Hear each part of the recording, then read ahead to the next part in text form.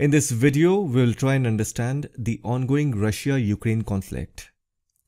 See, the first thing that you have to understand is that the tension between Russia and Ukraine is primarily because of two reasons. One, Ukraine is a matter of strategic importance to Russia. Look at the size of Ukraine. It is a big country that is right in between the European Union and Russia. So this is very straightforward, and I will tell you more about it in a while. And the second reason is there is also a territorial conflict between Russia and Ukraine. As you may know, currently Russia is in control of Crimea, and then there are two regions on eastern Ukraine, which is called Donetsk and Luhansk. So these together combine to form Donbas region of eastern Ukraine. So Ukraine was once part of the Soviet Union. After 1991, Ukraine became a separate country and declared itself an independent country on 24th August 1991. As you can see this map, Ukraine shares borders with both the European Union and Russia. But as a former Soviet republic, it has a deep social and cultural ties with Russia, and Russian language is widely spoken there, especially on the eastern side of Ukraine. Now, if you look at the eastern Ukrainian regions, which are bordered with Russia, it has more Russian-speaking people. And that is very natural, right? If you go near the border areas of any country or state, you will see that people from both sides of the border exist. Here also you will find both Ukrainian as well as Russian people. But then, as we know, Ukraine was part of Soviet Union. Naturally, after Ukrainian ethnicity, Russian ethnic group is the largest. And needless to say, there will be more Russian-speaking people on the eastern regions of Ukraine. Now with that, one more thing that is very common at border areas is that there will be groups who are both political as well as armed, who will have their own regional interests. That means there are political as well as armed groups in eastern Ukraine who are pro-Russian. Naturally, when politics is involved, definitely Russia will have its own interests secured. Now if you look at it from geopolitics point of view, one should not be surprised if Russian political fraternity in Moscow support these eastern Ukrainian Russian-speaking groups. It's totally normal in geopolitics. Similarly, even Ukraine can do it. But then compared to Russia, Ukraine is comparatively a new country, so it's difficult for Ukraine to counter the Russian culture that has a long history. That is why Western liberal democracy is doing that job for Ukraine and giving the ideological support to Ukraine in opposing the Russian culture. There is an old saying, you cannot defeat a culture. A culture takes hundreds and thousands of years to evolve. It's practically not possible to change any culture overnight or in few years. So it is the same thing for Ukraine. Ukraine comparatively is a young country in front of Russia. There are subtle differences between the Russian and Ukrainian culture, if one pays close attention. Otherwise, at first sight, you will not be able to figure out who is Russian or Ukrainian, unless you start speaking about politics or carefully listen to their pronunciation, or you see them wearing their national clothes. Both the cultures are very close, yet there are subtle differences which are difficult to spot for an outsider. Plus, it takes hardly 2 hours to go by train from Kyiv, capital of Ukraine, to Moscow. And 30 years ago, it was all one country. So ethnically, Ukrainians and Russians are very mixed. There is hardly any difference in their cultures. For Ukrainian people, Ukraine is their own country. There are no two thoughts in it. Of course, any group or any section of the population that has pro-Russian sentiments inside Ukraine is not going to be acceptable to the Ukrainian political fraternity as well as Ukrainian majority. It is also seen as a threat against Ukraine's national sovereignty. In fact, no country would like that. So if you look at things from Ukrainian political perspective and national interest, these Eastern Ukrainian Russian-speaking groups that support Russia are called as rebels and separatists. Now to understand this whole conflict, we need to go back in time, at least 10 to 15 years behind. That is how we will get a perspective of this issue. I'll give you a quick overview. If you look at the current president of Ukraine, he is Volodymyr Zelensky. He became the president on 20th May 2019. Before him, from 2014 to 2019, the Ukrainian president was Petro Poroshenko. And if you go further behind from 2010 to 2014, the president of Ukraine was Viktor Yanukovych. It is important to mention all these three presidents whose collective tenure spans over a decade. In total, there were 7 presidents in Ukraine till now since 1991. But to understand the Russian and Ukrainian conflict, we only need to know the events that took place during these 3 presidential terms. Now let me quickly tell you about the political parties in Ukraine. After that, I will categorize these 3 presidents as per their political affiliation, so that you somewhat get a broad political picture of Ukraine. So basically, the politics of Ukraine is divided into 3 categories. Actually, the major ones are 2, but there are political groups who are in between. So together there are three categories in which all the political parties in Ukraine, irrespective of their ideology, can be easily categorized. The first category includes those political parties who are pro-Western, they also support NATO, they are pro-European, they believe in the liberal democracy of the Western countries, and they are also anti-Russian. The second category includes all political parties that are pro-Russia, they like the old Soviet culture, they are Eurosceptic, meaning they criticize European Union, and they are often anti-American, and they are also not very liberal. The third category includes political parties that only focus on regional and local interest. In political science, there is a term for it. It is called the ideology of regionalism. And almost all the political parties in this category are comparatively new. They were formed in the last 5-6 years or so. So basically, you can think of them as new emerging political parties who are still figuring out the nerve of the Ukrainian public, trying to build their foundation. And once they garner enough supporters, it will be interesting to see which side will they choose. Because once you transition out of regional politics, you then have to face national politics. And national politics of any country has a direct correlation with international relations. At the international level, even if you don't like it, you will be forced to take sides. It's not at all possible to be neutral. You can try to be neutral on less important matters, but then when it comes to strategic interests, you will end up taking sides. So these are the three categories, or you can say political camps, in which all the political parties in Ukraine fall into. Now I will categorize these three presidents as per their political affiliation. The current president of Ukraine, Volodymyr Zelensky, his political affiliation is with Servant of the People Party, which basically falls in the first category. Then former President Petro Poroshenko belonged to the European Solidarity Party. By the name European Solidarity, you can easily figure out that even this falls in the first category. And finally, if you look at the former President Viktor Yanukovych, in 80s he was part of the Communist Party of Soviet Union. Once Ukraine got separated, he joined a political party called Party of Regions in late 1997, which later on became the biggest party of Ukraine between 2006 and 2014. This political party in 2014 merged with another political party by the name Opposition Platform for Life, which is basically a pro-Russian, anti-American and Eurosceptic political party. Now I will begin the story from Viktor Yanukovych's presidential term. So he won the election on 25th February 2010. His election was generally considered as free and fair because he was quite popular at that time. And one of the reasons for his popularity can also be given to his predecessor's government. It was not competent and it was going through internal issues. That is how Viktor Yanukovych became Ukraine's favorite presidential candidate. As soon as he became the president in March 2010, in the very same year he made a couple of mistakes, or blunders you can say. The Ukrainian public saw it as a blunder. So what happened was, in April 2010, that is 1 month after winning the election, his government signed a landmark agreement with Russian government in the city of Kharkiv. At that time, Dmitry Medvedev was the Russian president and the prime minister was Vladimir Putin. As per this agreement, Russia agreed to reduce the price of natural gas sold to Ukraine by 30%. In return, Russia wanted the Ukrainian government to extend the lease of Russian naval base in the Black Sea at Sevastopol in Ukraine for 25 years. This was the deal. Now let me tell you this point quickly. You know, after the end of Soviet Union in 1991, the newly independent Ukraine had many issues with Russia. One of them was how to divide the fleet of Russian Navy in the Black Sea among both the countries. So both the countries had an arrangement in which Ukraine agreed to allow Russia to use the seaports of Black Sea and other facilities in Crimea. This agreement got extended for more 25 years in 2010 after the arrival of President Viktor Yanukovych. So I hope you are getting what was happening.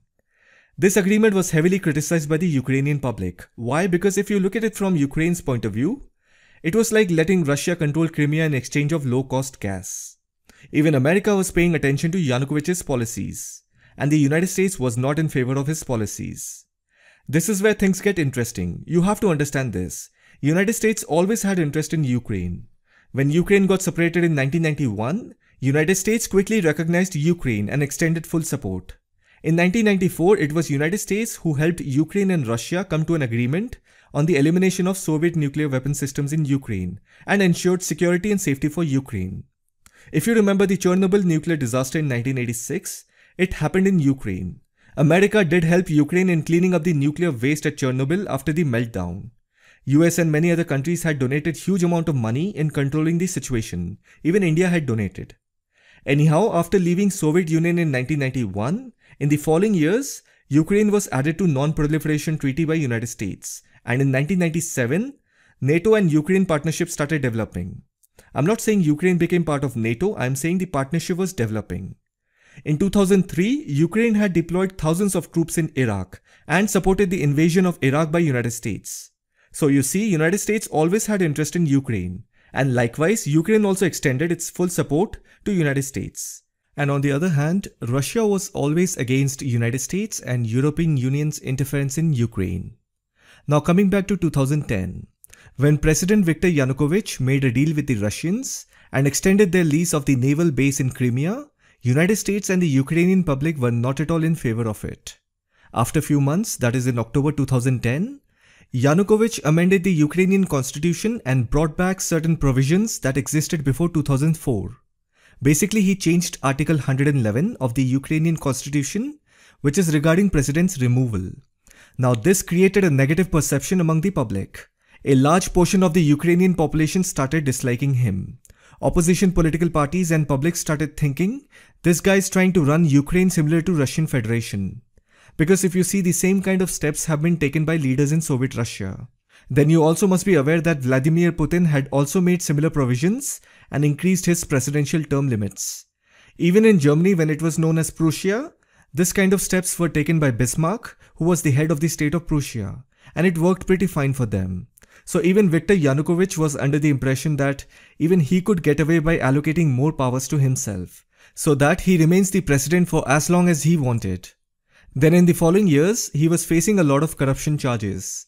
Many media reports claim that his immediate family members benefited a lot during his presidency. By the end of 2012, his approval ratings and popularity fell like anything. To save his image, he had to do few things. You can call it damage control. What he did was, in early months of 2013, he and his ministers were totally in favor of signing the European Union Association Agreement. And there was a significant support from the Ukrainian public. Yanukovych and his government fully promoted this deal. And it is obvious, right? If the public loves a policy, then any government will talk loud and promote the policy before making it happen, so that the politician can increase their approval ratings. That is exactly what Yanukovych and his government did. They spoke so much about the European Union Association Agreement and created a massive hype among the Ukrainian public. And even the public had full faith in Yanukovych. Because this European Union Association deal, it is an opportunity for not just Ukraine's economic reform, but the Ukrainian public saw this as a civilizational choice. They wanted to get away from the old Soviet Russian culture and move towards something more modern like the European culture. I'm not saying everyone in Ukraine wanted that, but vast majority of the Ukrainian public has this notion. So anyhow, Yanukovych and his government created all the hype, and the Ukrainian public was in full support. And on 21st November 2013, the government went back on its promise and suspended the signing of European Union-Ukraine Association Agreement. That means Yanukovych went back on his own promises, and that created a civil unrest in Ukraine. Initially it was a protest that turned into riots, then civil disobedience, and later into a movement. And this was also called the Euromaidan movement. And the purpose of this movement was to remove President Viktor Yanukovych. There was a massive protest in the capital city of Kyiv. So you can imagine how much the public of Ukraine wanted to sign the deal and join the European Union. Protests and clashes went on even in January 2014. In the same month, the Ukrainian parliament passed a group of anti-protest laws. That made the public even more angry. Protesters occupied government buildings in many regions of Ukraine. The police even fired live and rubber ammunition at multiple locations in Kyiv.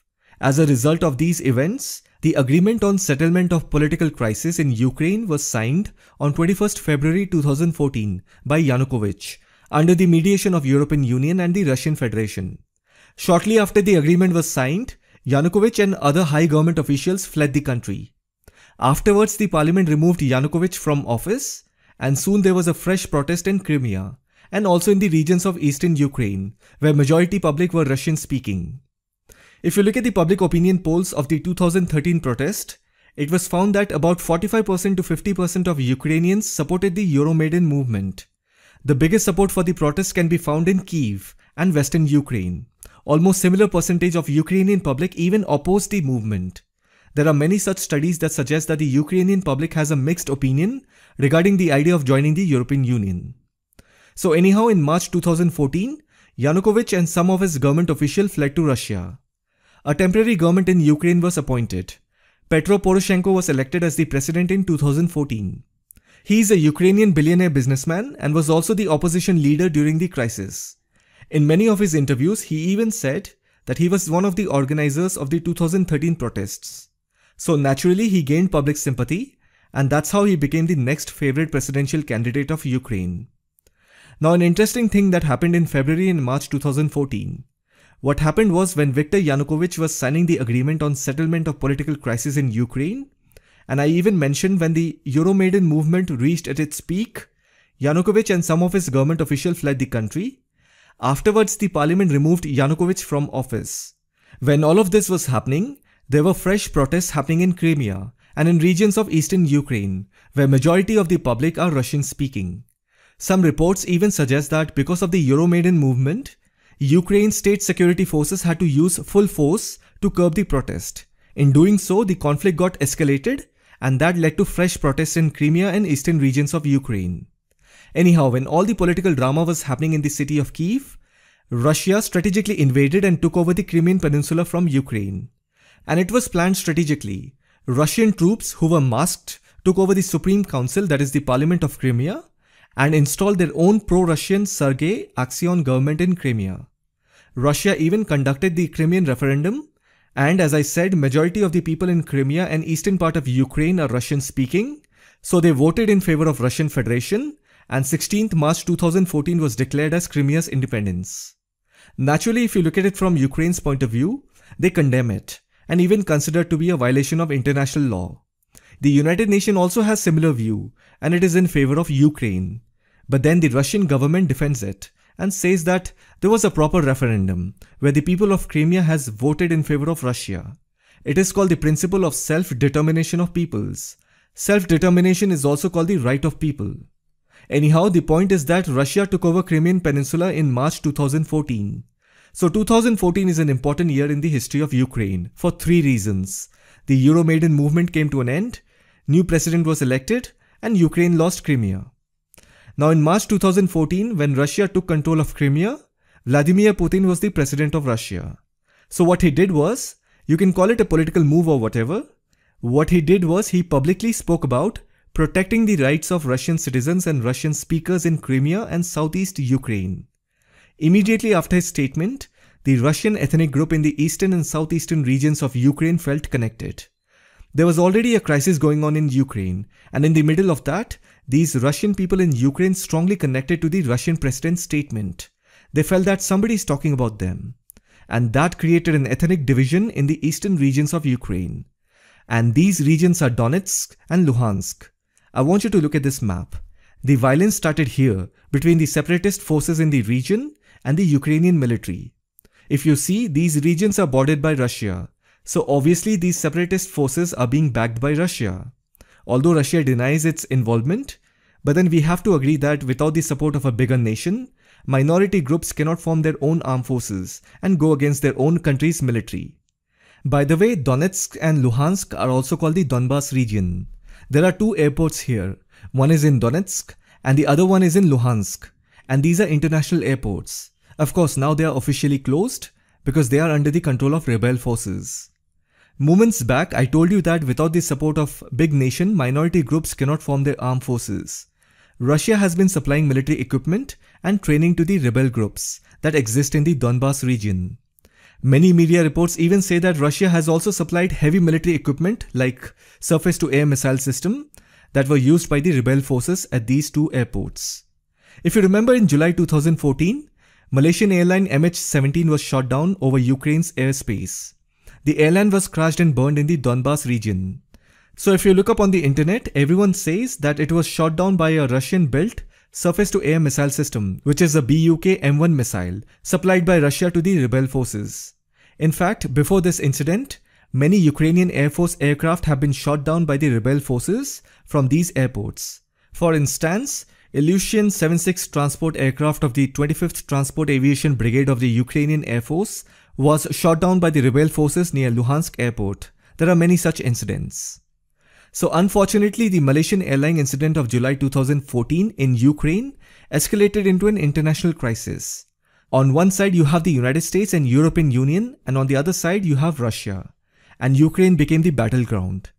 Then on 5th September 2014, France, Germany, Russia and Ukraine came up with a ceasefire agreement through the Minsk Agreement. So basically the aim of this agreement was to end the war in the Donbas region of Ukraine. Minsk is the capital of Belarus. On 5th September 2014, the head of all these four countries, France and Germany represented OSCE, they all signed the agreement. But then the agreement failed and there were many ceasefire violations in Donbas. Again a fresh agreement was set up. It was called Minsk II, which was signed on 12th February 2015. Even this failed. You have to understand why this Minsk agreement failed. If you look at it from Ukraine's perspective, they want a couple of things. They want ceasefire, withdrawal of heavy weaponry, and full Ukrainian government control throughout the conflict zone.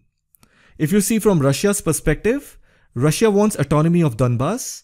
Russia wants this region to govern itself and control its own affairs, because Russia is confident that here the people are Russian speaking and they are pro-Russians.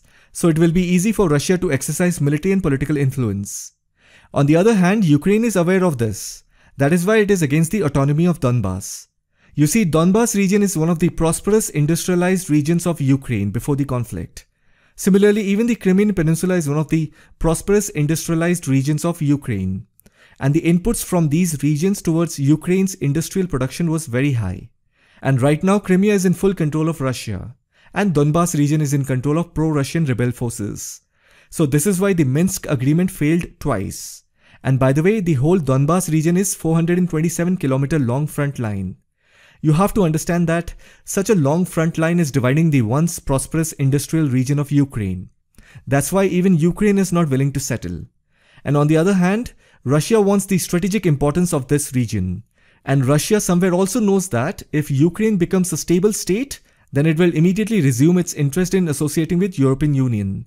That is why Russia is pushing for autonomy for the territories of the Donbas region. It's very simple. As long as there will be a conflict in Ukraine, there will be no successful association agreement with the European Union. So basically both the countries, Ukraine and Russia, know each other's moves and they are adamant on it. Ukraine and Russia cannot agree on autonomy for the Donbas region because they fundamentally disagree on the provisions. So after the failed 2015 Minsk agreement, nothing much changed. Two sides exchanged prisoners, they sometimes agreed on the withdrawal of heavy weapons, and sometimes they even agreed on ceasefires, but for a short period and nothing more than that ever developed. Then in 2019, the current president Volodymyr Zelensky was elected as the new president of Ukraine. He agreed to implement the Steinmeier formula. So what is Steinmeier's formula? It is basically a peace plan proposed by the former German president Frank-Walter Steinmeier as an alternative to the Minsk agreement. As per this formula, Ukraine has to grant self-governing status to the territories of Donbas only after conducting local elections. Whatever may be the outcome after the election, it will be recognized by the OSCE group. But again, there was one problem. Ukraine had a demand. It first wanted a complete ceasefire and withdrawal of all Russian troops and weapons. Only then the elections would be held. Basically, Ukraine wanted to regain full control over its eastern border before the elections are held under Ukrainian law. Do you know what Russia said? Elections and autonomy first, then everything else. So if you see, it was a big risk for Ukraine. By accepting Russia's terms, Ukraine would have taken a big risk of rebuilding and supporting the economy of an autonomous region whose vast political powers would have been under pro-Russian leadership. So it is a huge risk for Ukraine. Hypothetically, anything could have happened. For example, who knows, after granting autonomy, maybe this region would have stirred an internal conflict or helped Russia maintain the influence of Ukraine's domestic affairs. So even Steinmeier's formula did not work. I want you to understand the situation in which Ukraine is currently in. Ukraine currently is not in a position to have a full-fledged war against Russia and reclaim its territory. It definitely needs the help of NATO. Ukraine is also not able to conduct local elections because Russia has made it very clear. You first conduct elections and give autonomy. Only then we go for a complete ceasefire and withdrawal of Russian troops and weapons. And Ukraine cannot accept these terms because if it does, then it is guaranteed that the Donbas region will be fully under Russia's control. And then Ukraine will have to grant full amnesty to people who participated in anti-nationalist movements in Donetsk and Luhansk.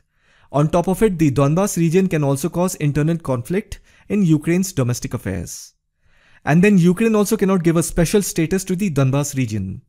The Ukrainian public will see it as giving a concession to Russia. Public will not like it. And who knows, this could lead to a similar type of protests and riots like the Euromaidan movement in 2013, which led to the removal of President Viktor Yanukovych. The current president of Ukraine has to think about all of this, otherwise he will easily end up like former President Viktor Yanukovych. And then you also have to understand that no pro-European Ukrainian party will have a chance of winning the election in the Donbas region. For the past 8 years, this region has been cut off from Ukrainian politics and media.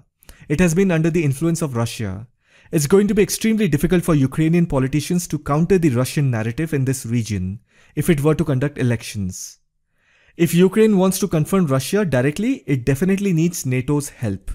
In April 2016, NATO announced that the alliance would deploy 4 battalions to Eastern Europe, moving troops through Estonia, Latvia, Lithuania and Poland, in order to counter possible future Russian aggression in other parts of Europe. Then in October 2018, Ukraine joined the United States and 7 other North Atlantic Treaty Organization countries in a series of large-scale air exercises in western Ukraine. If Ukraine needs so much of NATO's help and the United States is serious about giving security assistance to Ukraine, then why is it that till now Ukraine has not received NATO membership? Have you ever thought about it? Ukraine's public is in full support of NATO. In fact, the public is in full support of whatever the European Union and the United States have to throw at Ukraine. Then why is it that till now Ukraine has not received European Union's membership as well as NATO membership? Of course, Ukraine is part of DCFTA agreement, which is trade related. I'm talking about the actual European Union membership as well as NATO membership. And the answer to that question is not with Ukraine. You have to ask European Union and the United States. If they have so much concern about Ukraine, the first thing they should have done is give them membership and deploy all NATO's resources across the Ukrainian border against Russia. European Union and the United States will not do that. Now I want you to pay attention to this. Because if you give Ukraine the European Union membership, then there will be a large-scale migration from Ukraine to other parts of Europe. People are innocent. They will migrate for a better life, better economic opportunities. European Union doesn't want that. Now coming to NATO membership, there's very little support within NATO for granting Ukraine membership. Why? Because the United States and European Union knows that Russia is already inside Ukraine. The moment they grant NATO membership, they have no other option but to interfere and deploy their troops as a NATO ally and wage a full-scale war against Russia. Just now America got out of Afghanistan. Do you think the United States will take the risk of sending its own troops to Ukraine and fight the Russians? And even if United States decides to do that, what reason will they give? Oh, it's time to protect Ukraine, their citizens' freedom of right from Russian cruelty. If they give this as the reason, then what were you doing for the past 8 years? So Russia is openly saying, conduct elections and give autonomy to the Donbas region. Russians are talking about the elections, which is a symbol of democracy. How can the United States take all of the NATO forces and attack Russia? So even United States and NATO countries are aware of this situation. That is why they are not in a hurry to give Ukraine NATO membership. Ukraine and Russia cannot agree on autonomy for the Donbas region because they fundamentally disagree on the provisions. So the only way is that someone has to bend. Now the question is, who will do it? If Ukraine bends, then it understands the risk of another civil unrest, just like the Euromaidan movement. So it will not accept any concessions to Russia. Russia will also not move back because it will do everything to secure its interests. After all, it's the West against Russia alone. That will create a powerful narrative for Russia.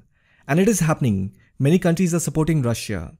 And Russia also very well knows, as long as Ukraine has United States and European Union support, Russia will not let go its leverage over Ukraine. So right now, the West is collectively thinking how to neutralize Russia's leverage over Ukraine, as well as Europe, because Russia also supplies energy in the form of natural gas to Europe. That is why you must have heard that the United States has threatened Russia to stall Nord Stream 2, the multi-billion-dollar natural gas pipeline project between Russia and Europe, if Russia invades Ukraine. So this is the kind of leverage I'm talking about. The West is collectively thinking about how to neutralize Russia's leverage over Ukraine as well as Europe. Europe remains one of Russia's largest natural gas markets.